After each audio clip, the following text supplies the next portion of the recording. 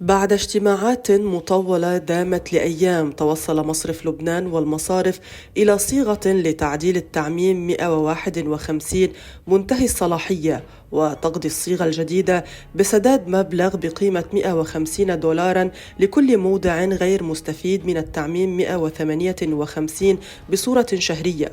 التعميم 166 الذي أصدره المصرف نال موافقة المصارف على تطبيق قرار $150 على أن يغطي نصف قيمتها، أي $75 لكل مودع.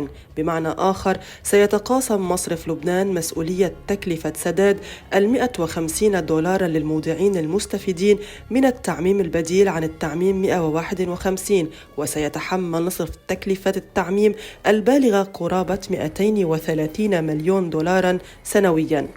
وعن كيفية تحمل المركزي نصف التكلفة، يؤكد خبراء الاقتصاد أنه لم يكن بمقدور مصرف لبنان التحرك بهذا الهامش من المناورة وهذه القدرة على توسيع نطاق المستفيدين من السحوبات النقدية بالدولار لولا عودة الاحتياط إلى التزايد خلال الشهر الماضي، ومع توقف عمل صيرفة التي كانت مسؤولة عن تبديد نحو $2.3 مليار من احتياط مصرف لبنان في السنة الأخيرة من ولاية رياض سلامة وحدها.